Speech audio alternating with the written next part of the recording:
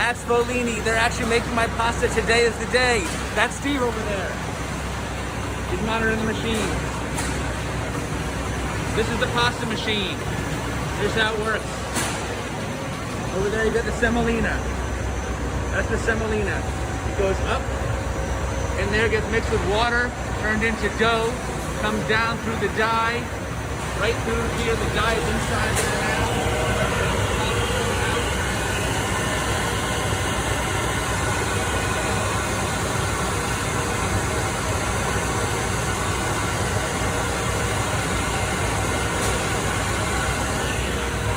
Down in here, falls down. There you have it. That's the pasta shape right there.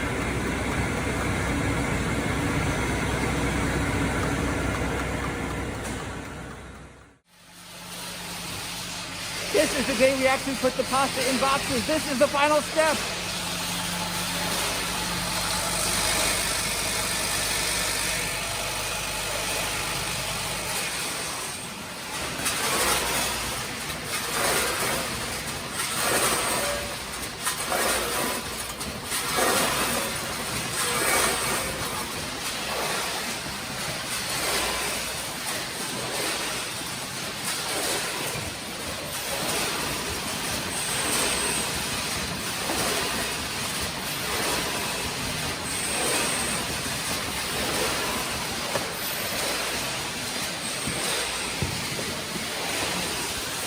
It's alive!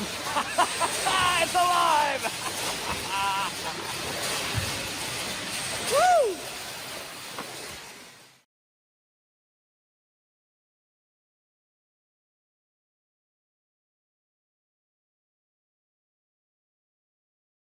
Hi, my name is Dan Pashman. I am the creator and host of the Sporkful food podcast and the inventor of Cascatelli Pasta. We like to say the Sporkful podcast is not for foodies, it's for eaters. And so we obsess about food to learn more about people through this podcast. And this big crazy project we did recently is the invention of a new pasta shape.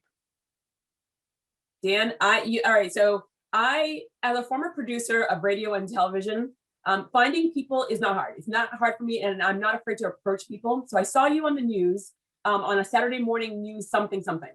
And as we were talking about right before we started recording, is that I'm being a Caribbean kid. We only eat rice and beans.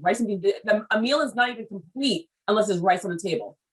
I've seen people walk away like, where's the rice? I don't understand what's going on here. And so I do love pasta. It's one of those moments where some people gravitate towards a cookie for like that comfort. I make a bowl of pasta, simple as can be, butter, Parmesan, and I eat it, and I'm the happiest person. When I'm having a bad day, when I'm having a day where I just need a little bit of oomph. Your pasta came up on my beautiful computer, and I'm like, okay, everything he's saying makes sense, which I love, and we're going to talk about that. But I was just so engaged with what you were doing and how you're doing it. But I love even more that you have the pasta to bring people in, because that's the way that, I created my podcast to do the same exact thing, to give you guys a forum for small businesses during the pandemic, and how more and more people are not giving small businesses a long form of communicating. Quick little snippets, a minute and a half piece on TV. We get to talk. So now we're both podcast hosts, we're both marketing people, but you have a little bit extra leg on me where you're creating food. So before we even start with all that, I want to know who you are. I want everyone to know, where are you currently? And also tell us where you came from before the job, before the pasta, before the career, before the degrees. Who's Dan? So I am currently in my basement in Green Lawn, New York, which is outside New York City. It doesn't look very glamorous, I know, but this is actually where I have been working, or at least been doing my audio recordings for my podcast for the past year since COVID started. So I live out here with my wife and 2 daughters. I grew up in the New York metro area, had a pretty typical suburban upbringing, went to college in Boston. And then when I graduated from college, my dream was to host my own radio show. And that was 22 years ago.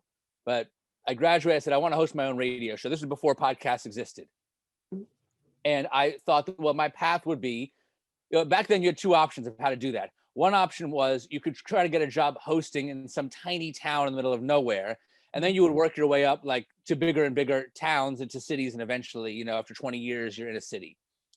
but I didn't want to move to the middle of nowhere. I wanted to live in a city. So the other option then is to get a job at the bottom level in the station. So you get a job in a city at a station, like basically getting coffee for the hosts. And then you get a job as a producer, you work your way up. That was what I was trying to do. So I spent most of my 20s bouncing around to different radio stations and radio outlets. I worked at NPR, Sirius XM. I helped launch this progressive talk radio network called Air America Radio. I worked on some great shows, but this was also kind of, it was the dawn of the internet and new technology. And there were also multiple recessions during this decade. And so those two things together made it very tumultuous. So I got laid off from like 6 jobs in 8 years. I kept getting a job on a show, and I would think, this is a great show. I'm going to work my butt off, and and in 10, I don't care how long it takes. In 10 years, I'll be the host. 20 years, whatever it takes, I'll do it. But then the shows kept getting canceled. So I, around this time, this is now 11, 12 years ago, other friends of mine in radio were saying, you should start a podcast. Okay, I'm going to pause you. I've got to pause you. All We're going to rewind a little bit. All right. Yeah. So now you are. So what was your degree in school? I majored in political. Yeah, I majored. Yeah, that's all right. No, I graduated from Tufts University in Somerville, Mass, and I majored in political science. I was always very interested in politics and government. I come from a long line of lawyers. Okay. But I actually had signed up for my senior year of college. I was registered to take a class called Internship in Politics. And then my junior year, I won this auction, a student auction, where I got 4 hours on the radio, the student radio station. So I got to host a show. And wait, was it any show that you wanted, or did they select they would give you 4 hours of airtime. I mean, there were like 3 listeners. They didn't really care what you did, But so so they said, here's your 4 hours. Press this button to turn on the microphone. Go. But that was like amazing. That was an amazing experience. And I also was a tour guide in college. I would give tours to prospective students. And after one of my tours, one of the dads to me, and he said, you're a great communicator. You need to go into communications. I worked in communications for 20 years. Go into communications. And that guy said that to me. I was like, yeah, I guess maybe that's something I'm good at. So the combination of him saying that and me stumbling into these 4 hours of radio time made me say, being on the radio, that would be cool. So I come back to school senior year, register for internship in politics. This was before all the internships were on the web. So you had to go to the internship office and pull down a giant binder this thick of pieces of paper that had all the internships. So I'm looking through internships in politics, and it's basically like, lick envelopes for this candidate, lick envelopes for that candidate. And I'm like, this doesn't sound very fun. So then I see a binder right next to that says internships in communications. And I think back to that guy from the tour. Oh, he said I should go into communications. Let me pull down that binder. I start flipping through those pages, and it's like, intern at this radio station, intern at that radio station, the biggest morning show in Boston. You can be the intern. And I'm like, this is what I want to do. Screw internship in politics. So I switched to internship in communications. I got an internship at a radio station in Boston, 92.9 WBOS. I interned for Robin Young, who's gone on to be a very successful host at NPR. She does a show now called Here and Now, but she was a great boss and very supportive. I learned a lot working for her. What was great was that I went one day to another radio station. I thought I would intern there. It was a bigger show, but I was would have been the third intern. And the first thing they showed me to do was how to make coffee. When I went to Robin, she said, I kind of know I think I know what station it is. Yeah, right. It was Maddie in the morning. I'm just going to say it. I don't care. Well, no, I say I know what it is because I was Matt's producer for 6 years. So really? When I came in, I remember I don't know if Sandy Hill was the person that interviewed me. And she's like, I go, and I was one of the older interns. And they're like, I go, what kind of intern do you want to be? I'm like, well, what are the options? They're like, make coffee, go and get a breakfast run, or get Matt's car washed. And I'm like, or be Art Sears' producer and you help book the show. I'm like, I'm going that route. Right. And so then Art lost his job, and they're like, you're now the producer of the Maddie in the Morning Show after 6 months. Oh my God. That's so amazing. I was there for 6 years. Yep. So that's why when I look, I go, I know what station you're talking about. That's so funny. Wow. That's crazy. So I'm glad it worked out well for you. For me, mind you, that was eons ago. So I don't know our age difference, but honestly, that was like, so there was, I try to tell my interns, I was booking a show for 6 years with no Google. There's my fax machine and the phone were the only things that we had going for us. And that was like, the show ended and it was like 6 hours on the phone with the operator because you could only ask her for 10 numbers at a time. That's amazing. Yeah. So I ended up with Robin because she said right after that, she was like, I need real help. I will give you real work to do. Nice. So I was like, yes, I'm going with you. But you're right. I hear you, Jodi, because I would like find articles in newspapers and cut them out. Robin had like a shopping bag full of scraps of paper in the trunk of her car. That was the pitches for the show. That was how she kept track of guest options. She would like stick her hand in the bag and pull out a piece of paper. Let's book this one. I remember those clippings, the clippings. So, so that was a trip. That's funny. So what year? So I'm 44. So it would have been. I'm 52. I'm 52 this month.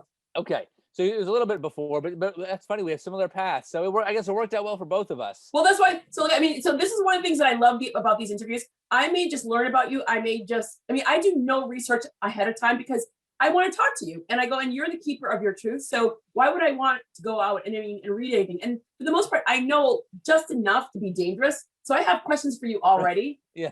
Number one is your parents. You came from a long line of individuals that were in law and focusing on politics. What do they even think of that? Because most people that go into communications, if you are an outlier from your family, so in our family, doctor, lawyer, engineer, that's like, if you weren't those three, you're an outlier. Liberal arts and communications, people put them in that, oh, they didn't know what else to do. Oh, they couldn't get another job. So what did your parents think, knowing that you have a brain? You have a brain, you come from this lineage of just doing amazing things, and all of a sudden you're like, communications. Right. To their credit, they're very supportive overall. There were a few moments where they had some concerns. The first couple years out of college, I think they figured, because the first couple years out of college, I was waiting tables and I was working at an internet radio station and I was writing for an independent newspaper and I was, piecing together an income and just getting experience in media. And that was just the first couple years. So they were like, all right, whatever. Then I decided to move to Chicago without a job. I just was kind of wanted something different from Boston. I didn't want to go to New York. And then they were kind of like, where is this going? All right. Like if you had some great opportunity in Chicago, okay, but you're moving halfway across the country with no prospects. But they didn't love it, but they were still at the end of the day supportive. There was another moment, it probably would have been like in my late 20s or early 30s when I had started my podcast, but it was still very young and not really producing an income. And I got offered a full-time job at MSNBC as a producer. Nice. And those are good jobs. Those are really good jobs. They pay pretty well and they have good benefits. And it's the kind of place like once you're in, even if the hosts loses their job, they usually keep the producers and you could be there for 20 years and make a good living. And I turned it down because it made it clear to me that I wouldn't have been able to pursue my podcast and my other projects. And my parents were also kind of like, in the moment they were kind of like, okay. It was only later on when I started doing better, they were like, we were really worried when you made that decision. So now like you are, because again, you go to Tufts. It's not like a community college. You went to Tufts. I know you kind of bark at it. I bark at the same thing, but still it's a great school. It's a great school. Why did you decide Massachusetts? Because yes, we have a lot of great universities and colleges here, but New York does as well. Yeah, but my mom's whole side of the family is from Massachusetts. Okay. So I have a lot of roots there. That's sort of, it didn't feel like going away almost. And my uncle and my cousin had both gone to Tufts. So it kind of, it felt like, and I was like, I wanted to go away. I didn't want to be so close to home. It felt like a good distance, like, it's like a 4-hour drive. You're away, but you can still come home for the weekend. It's a good size school. In a good sized city, it just felt like the kind of right happy medium of everything. Perfect. Now, it's interesting because you're going the route of being in the media, and you're engaged, and you're clearly good at what you're doing because you're being offered these amazing top jobs. People are clearly seeing the accolades that from place to place to place. People are seeing what you're producing. So you're like now paving your way. You're like doing your thing.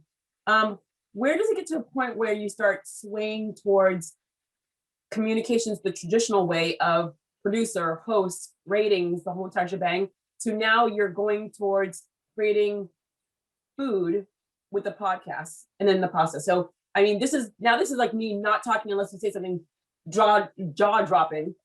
but this is like your time where like, how does that even happen? Because most people are thinking about going into entrepreneurship, but your path has been so, it's just like so behind the camera, now in front of the camera. So right.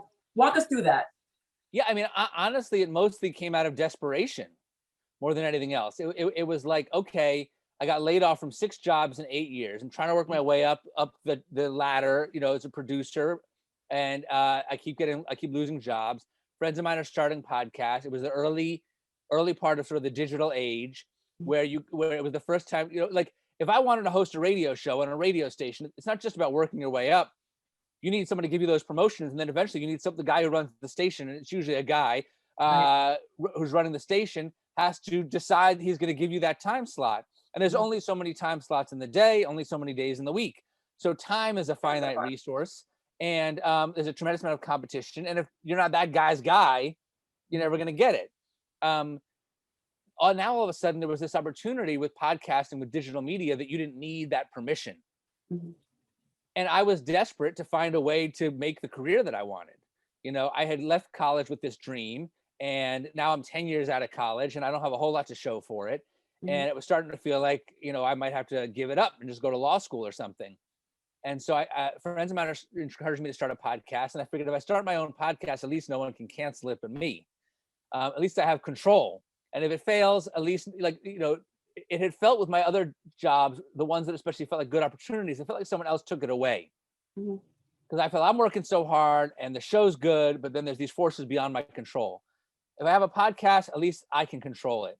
And so then the question became, what should my podcast be about? And I brainstormed ideas. You know, most of my work was in news and politics up to that point. Mm-hmm. I thought, you know, the world doesn't really need another person with an opinion on politics. I don't know that I have anything all that interesting to say on that topic. I'm a big sports fan, but like the world also doesn't need like a guy on a bar stool with an opinion about like who the Red Sox should trade. Like there's not no one's crying out for more of that. So then I thought about food, you know, and I'd waited tables for a couple of years to pay the bills, but I'm not a trained chef. I have no real training in food, but I love to eat. I always love to eat. And the more I thought about it, I realized that I kind of have an idiosyncratic approach to food, and that I always have. And my friends would always we would go out to a diner or something, and I would order like an omelet and an English muffin on the side, and I would take apart the omelet and construct this breakfast sandwich that would be this very elaborate ritual. And all my friends would stop eating and just be, I'm looking up and I realize that they're all watching me to see what's he going to do with this food, you know? So I was always kind of a person who had this quirky approach of like wanting to find better ways to eat things and examine the tiniest details of the eating experience, not from a professional standpoint, not from a recipe standpoint, just from like a guy who loves to eat standpoint. And I decided that I thought like, maybe that's something different, you know, maybe that will stand out. And that was the idea that I went forward with. And I launched the Sporkful food podcast with that concept. So this is where it got really interesting for me when I saw the interview that you did. Well, it wasn't even an interview. It was just like, all right, I saw a little piece of an interview, and then I went down the rabbit hole of now going on the website and looking at the pasta. All right. So how did we get from now before we even get to the pasta, you're doing the podcast on the food. You're looking at food in a different way. Like, what are you looking at? What are you looking for? I mean, if you're looking at an omelet, what are you looking at in the omelet that I can't see? Because I'm looking at an omelet and I'm like looking yummy. I'm going to eat you. This is great. I mean, I hope in certain places, well, if I'm going to get a great omelet, it's usually at a diner because they really can't mess it up. They're amazing at what they do. So what are we looking at when you say an omelet or a bagel or a rice? Like, what is it that you see that your brain is wired differently than us? I mean, it's really just about analyzing the tiniest details. So like one of the very first Sporkful episodes I ever did, I spent 20 minutes discussing the ideal surface area to volume ratio of ice cubes. Like that was a great eyebrow raise. I'm sorry. You have to walk me through that one because that doesn't even make sense. Depending on the size and shape of your ice cube, different amounts of the ice cube are exposed to the liquid that you put it in at a time. The more surface area of the ice cube is exposed to the liquid, the faster it will melt. How fast do you want your ice cube to melt? In some situations, you want it to melt very slowly. In other situations, you don't mind if it melts quickly. And so it was like dissecting all the different possible shapes and the pros and cons of each. With the omelet, for instance, like one thing I like to do is to take the omelet and flip it inside out so that the cheese is on the outside, and then I'll put it on the English muffin so the cheese side is facing down, and I make a sandwich with the cheese on the bottom. And that way the cheese also, it fuses the English muffin to the omelet, but it also puts the cheese on the bottom so it lands right on your tongue, so you taste more cheese that way. And these are the kinds of things that this was my job for a number of years.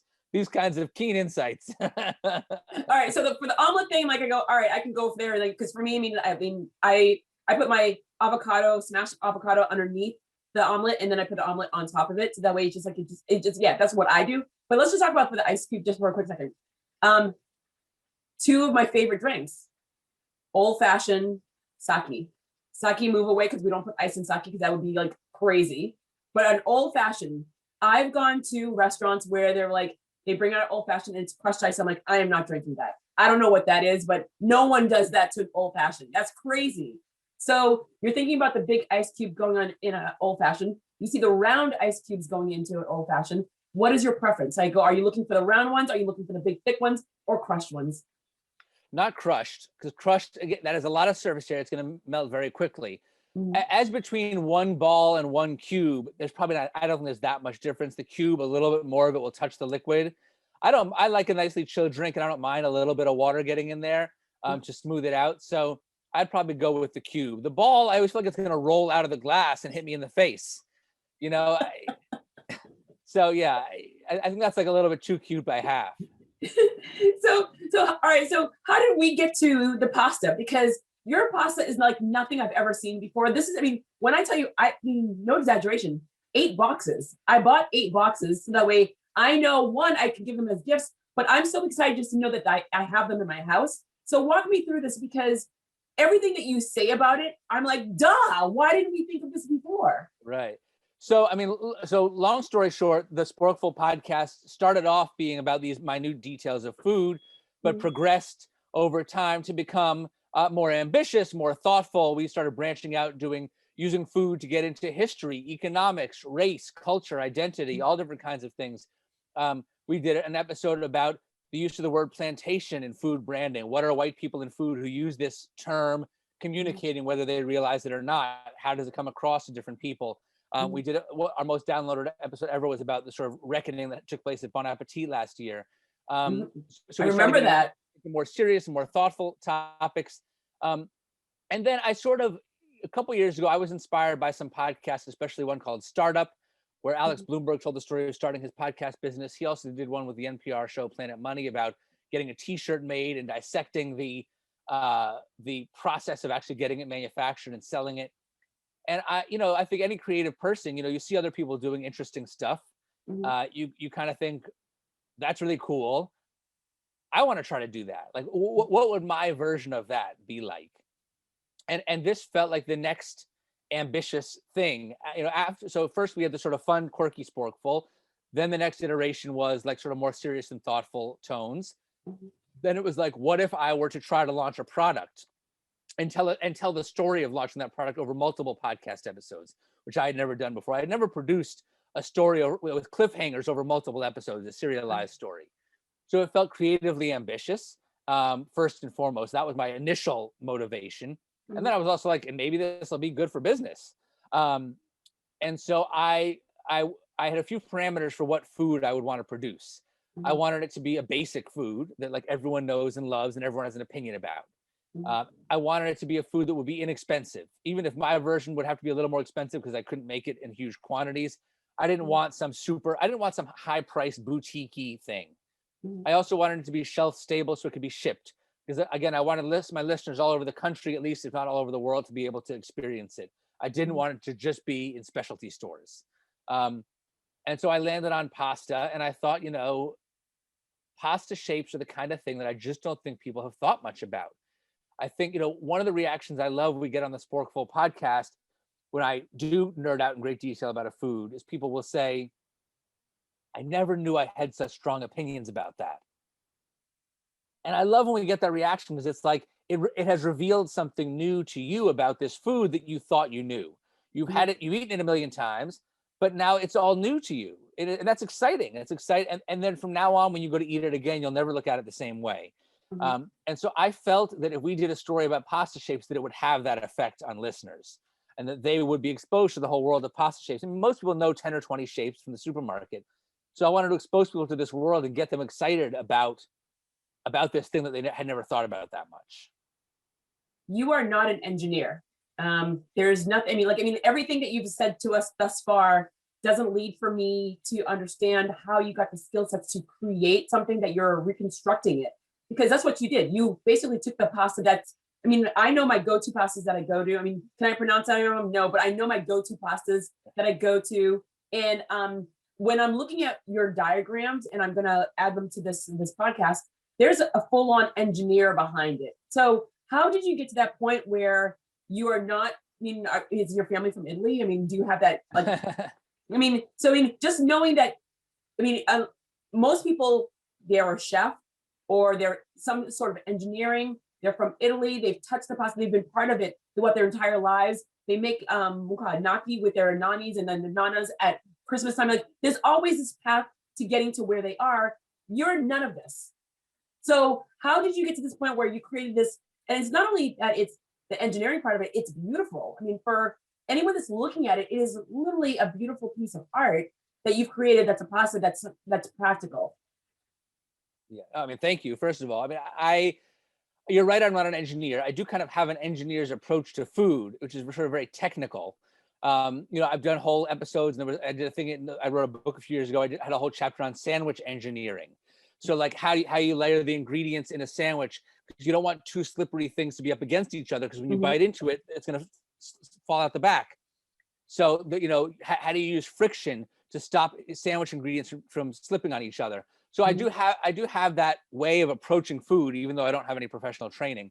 I'm also not a chef. I'm not Italian. I'm a Jewish guy from New Jersey. Really, I just try to embrace my outsider's perspective. And so I felt like maybe that can be a strength, because I'm not as beholden to tradition. I didn't grow up with an Italian grandma telling me this is the way it has to be.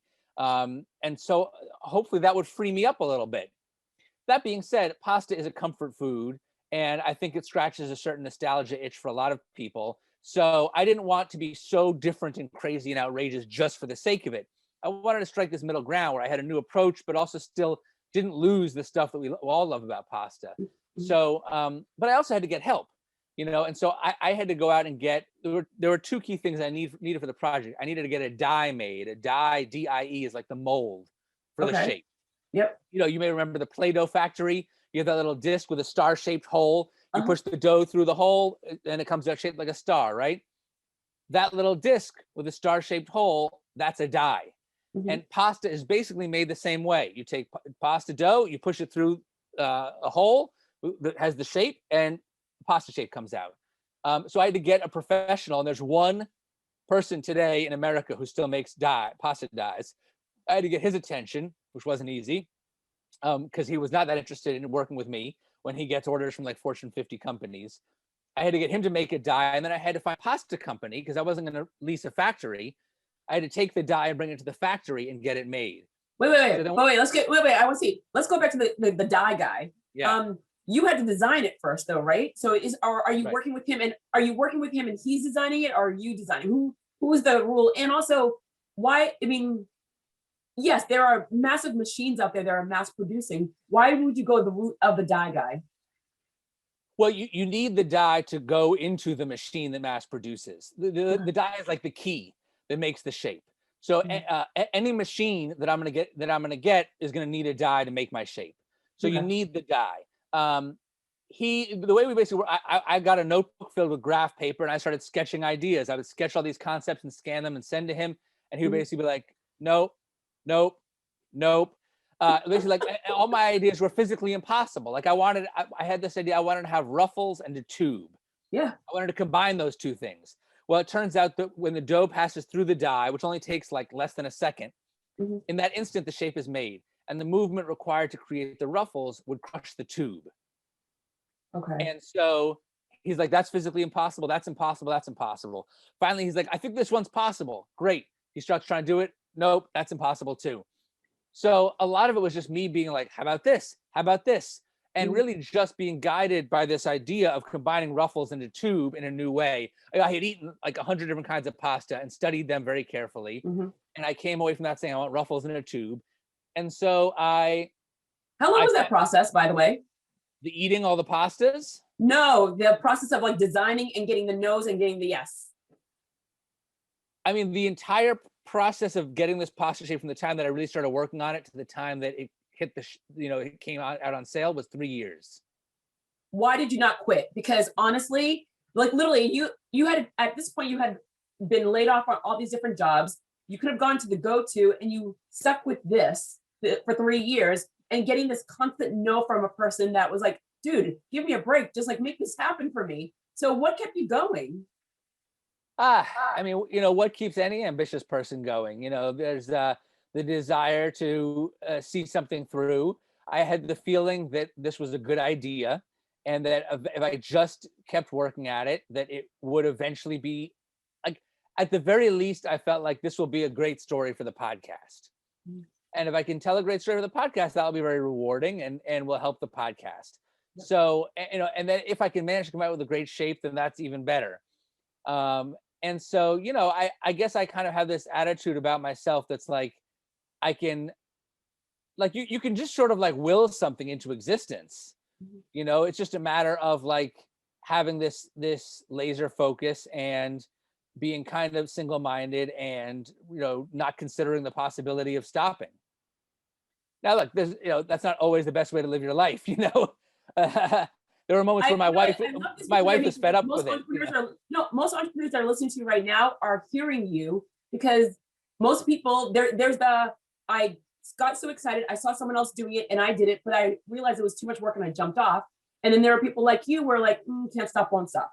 Right. Then that being said, like, that's a double-edged sword. And I do worry that sometimes I think like an entrepreneur culture, there's this attitude that like, you must give your entire life over to your work if you're ever going to be successful. And like, I think it's fine to have periods like that in your life when you're trying to get something off the ground, but I also think it's easy to fall into a trap where that's just your life.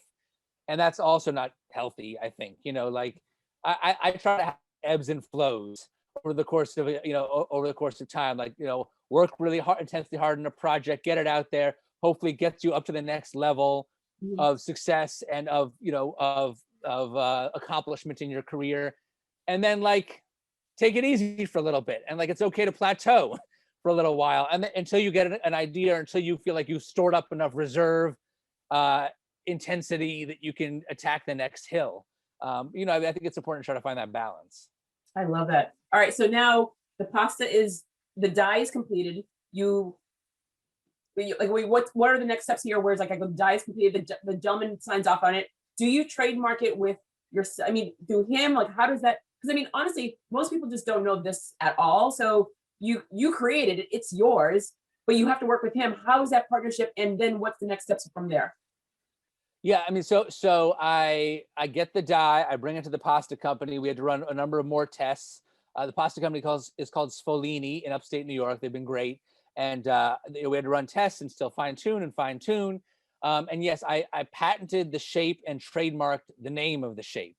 So that should offer me a good amount of protection. And we named the shape. I love my favorite pasta shape names are where it's named after what it looks like. So like radiatore, little radiators, or radiators, orecchiette, little ears. So we named it Cascatelli, which is a variation on the Italian word for little waterfalls. Because the two parallel ruffles, if you hold it vertically, they look like sort of flowing water. And so we launched it Cascatelli, and so I trademarked that name, patented the shape. We launched it in the middle of March, and it's March 2020. March 2021. The shape just came out, very recently. All right, so I didn't even realize that it just came out. Like, I didn't realize it just came out. So yeah.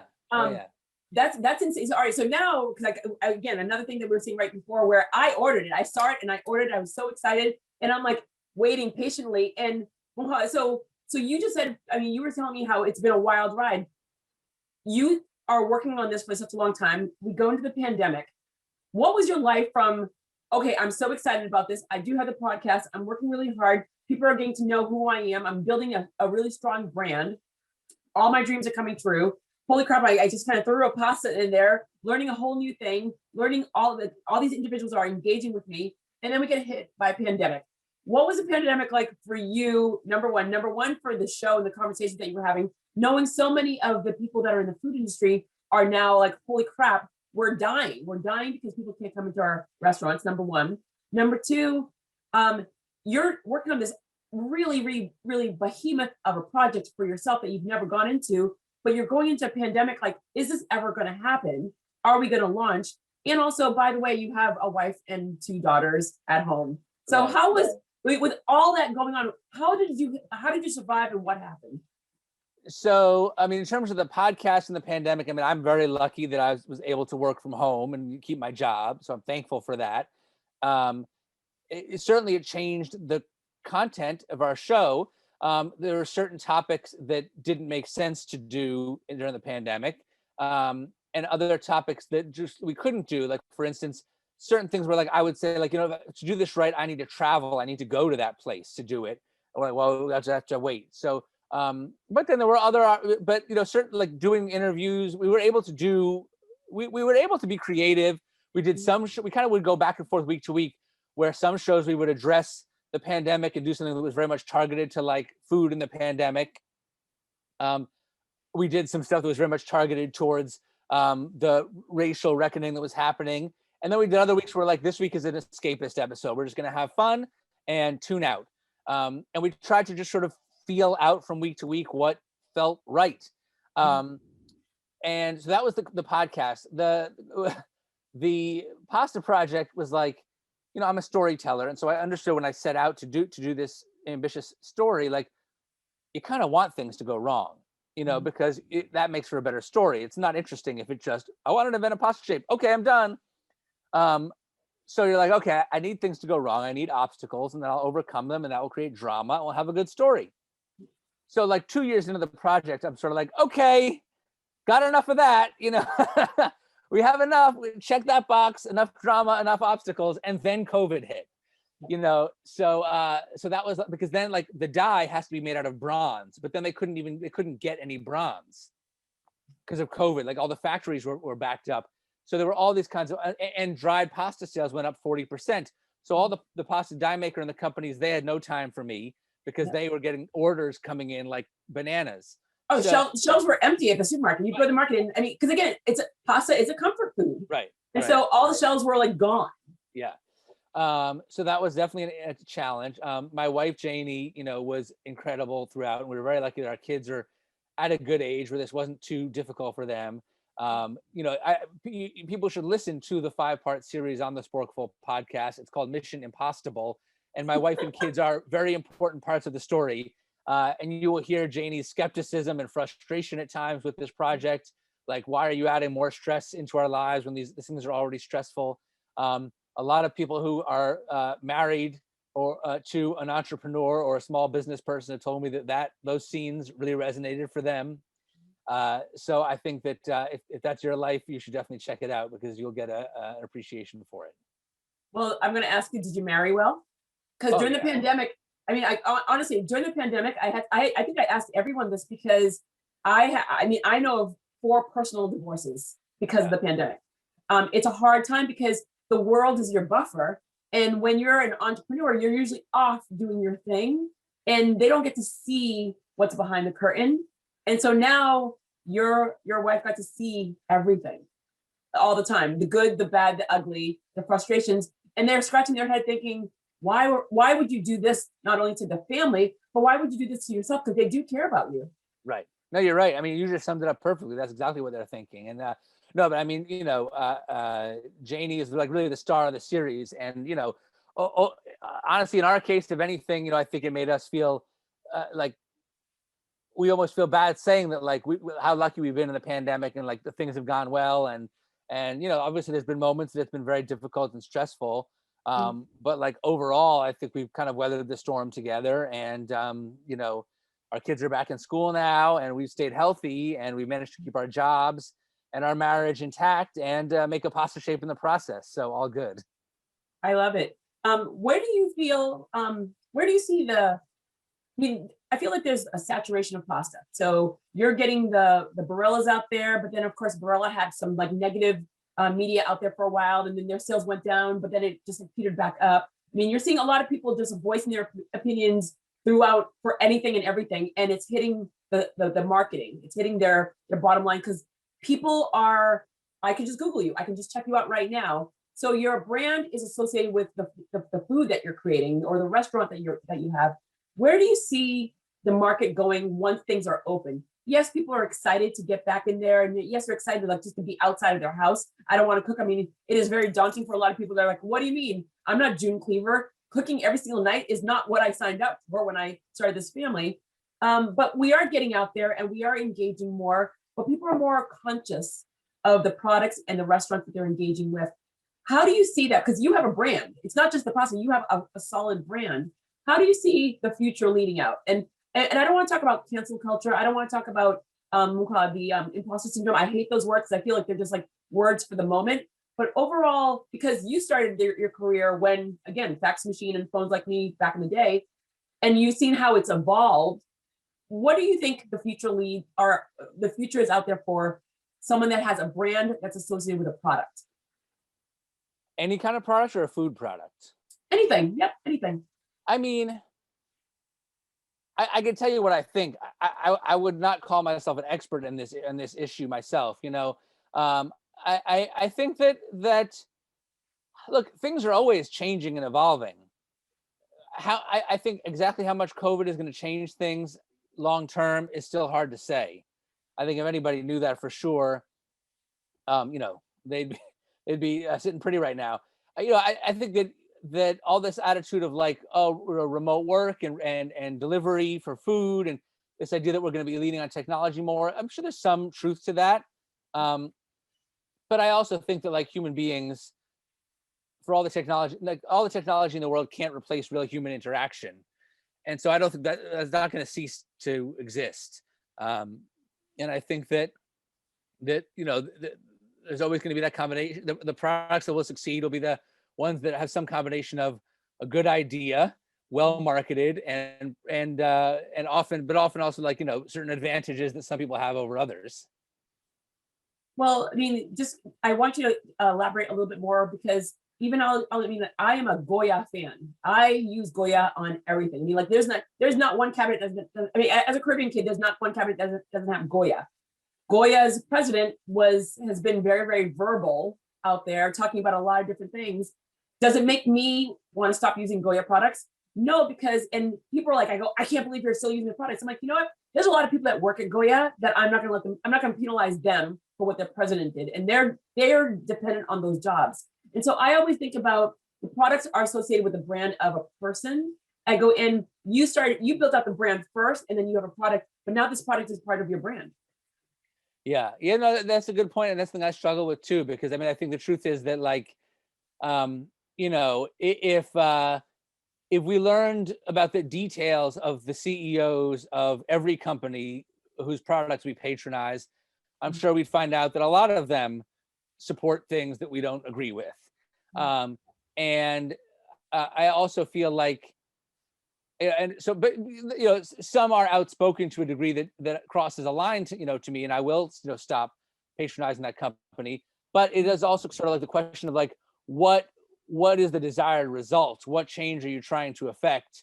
And so sometimes I feel like you boycott a company, and the only lesson that other companies learn is just to be more secretive about their political activities. Right. They don't actually change. They just realize they got to keep their mouths shut and keep it behind the scenes. So that doesn't really accomplish anything. So, you know, and I don't pretend to have exactly the right answer of you know, I'm sure if I examined it more closely, I would find some inconsistencies and hypocrisy. what businesses I'll patronize and what businesses I won't patronize. Mhm. You just try to sort of make a decision that's sort of right for you and your family and that you can feel good about. I love it. And I think that you did a very good job at answering that question. So thank you very much. For anyone that is an entrepreneur that is thinking about diving into something that they've always they've always had a dream of doing something. They don't know the proper way of starting, or maybe there's fear. There's a lot of individuals that have been furloughed, laid off, fired. They just basically they got out of school and there were no jobs out there in the market. They knew that there was something that they wanted to start, but there's fear. Being an entrepreneur is not, there's no university of entrepreneurship. I don't care how many schools add entrepreneurship in their school. Either you have it or you don't. You went that route. I mean, you followed your passion. What advice would you give to someone that is out there that they know that they believe wholeheartedly that there's something that they should do that's bigger than themselves? They've been following it through and they haven't succeeded in it. And fear is just stopping them. What would you give them? What would be your thoughts? Because as the world is opening up, people are deciding, do I really want to go back to the micromanager? Do I really want to go back to that 95? Do I want to sit in traffic? Because traffic is real now again. So right. What would you say? Because you've gone through all these different paths and moving from different directions, and you finally found it. So my mother would say, oh, it just landed in his lap. My mom would never know all the things that you went with, right. All the things that you did prior to that. Yeah, I mean, look, this is my attitude, and this may be kind of sacrilegious to say in entrepreneur circles or cultures, but to me, the biggest problem with entrepreneur and venture capitalist culture is that it's you decided you want to be an entrepreneur, but you don't know yet what business you want to run. That's like you picked the end before you picked the beginning. So so you just because you read a headline that someone sold their business for $100 million, and you're like, well, I want to do that. And then you just start searching for what effectively is a get rich quick scheme.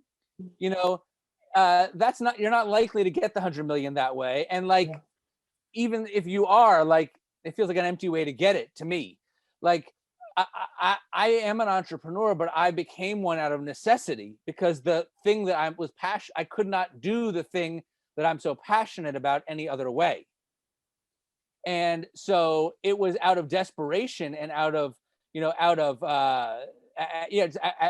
a desire to do the thing that I loved, that I found a way, that I learned to become an entrepreneur and to run my own business and to grow that business. And I was pretty bad at it at the beginning, and I've gotten a little better at it over time. But it's much easier to push through fear and get through difficult times when you're doing something that you truly love. Yeah, sure, there's nothing wrong with wanting to make money, but if that's all you're after, you're just trying to get that 10xer or whatever, your unicorn, and you don't give a shit how you get it, well, then you're gonna have a hard time making it through those difficult periods. I love my job. I'll talk to anyone about it all day long. I look forward to doing it almost every day. Of course there's still grunt work and there's bad days like anything, but I'm excited to do it.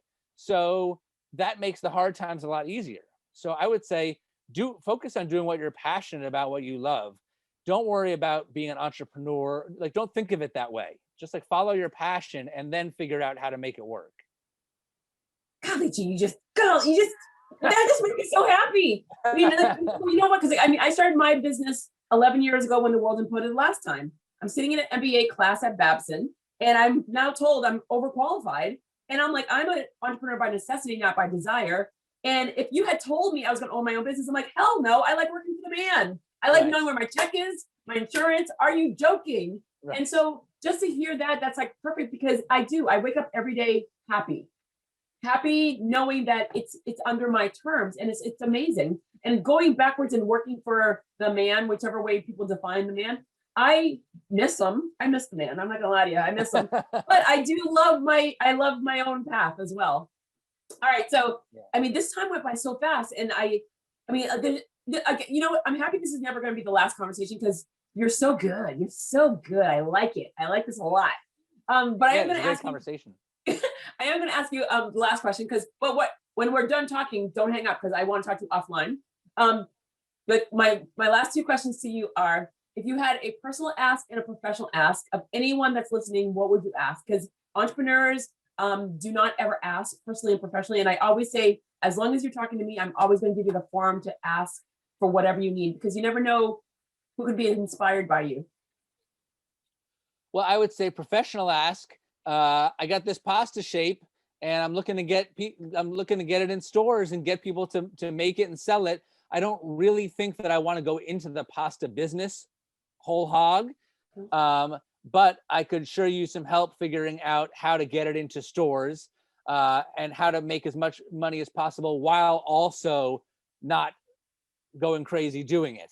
Like I would rather like make some good money off it without giving up my whole life. And so like trying to find that balance and figuring out the best way to do it is something that I'm trying to navigate right now. So that's something that I'm struggling with. You know, I'm making my way, but there's that. Personal ask. I don't know. Do you have a nice vacation home that I can borrow? Like, I'm not sure what to ask for.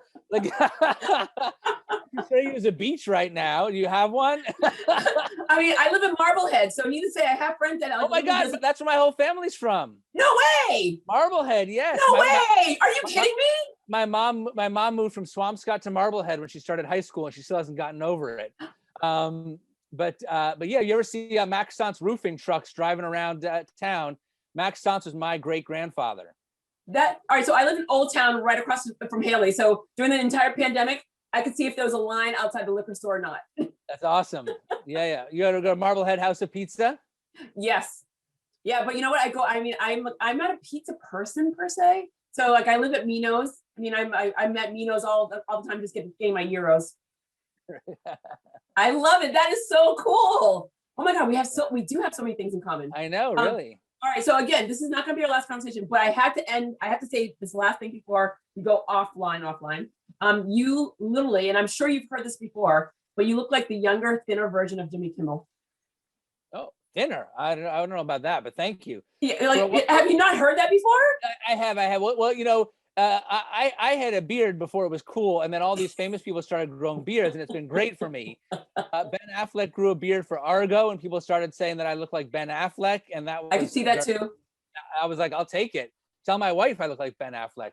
Well, all right. So you look like you look like a bigger Ben Affleck though. So that's why I wanted to go Jimmy Kimmel. Right. I'll take that. But I like I was in like a parking lot at like a Hyatt on Long Island, and some lady is like, I was like, "Are you Ben Affleck?" I'm like, "Lady, Ben Affleck doesn't come to this parking lot. I promise you." That is awesome, Dan. Thank you. So, I mean, you know what? One more. With the pasta, what is that one thing that you want people to know about the pasta? Because again, we could go so many different routes, and we can get all these different pastas. Why yours? I mean, I think it's fun to eat something new and different, but I think that this pasta has more different textures and properties than other pasta shapes. Most pasta shapes are kind of a one-note song. This one's got ruffles, it holds sauce, it's got chewy parts, it's got soft parts, it's just got a lot going on. And I think that older pasta shapes just never combine so many different experiences together in one. Dude, that's a soundbite right there. That right there is my soundbite. Oh my God, I'm so excited. Like I can't even. I'm just like thinking about what kind of sauce do I even want to do. And I'm a pesto girl all the way, but what kind of sauce could I just ever? I'm so excited. I can't wait to get it and then just email you like, dude, you were so right. I love this. Yeah. All right, Dan, thank you. I can't wait to hear from you. Oh my God, yeah. Thank you so very much for like saying yes to me. Thank you very much for talking to me. And again, didn't know we had so many things in common, but I'm excited to talk to you when we're offline. All right. Thanks so much, Jodi. Take care. Bye. Thank you.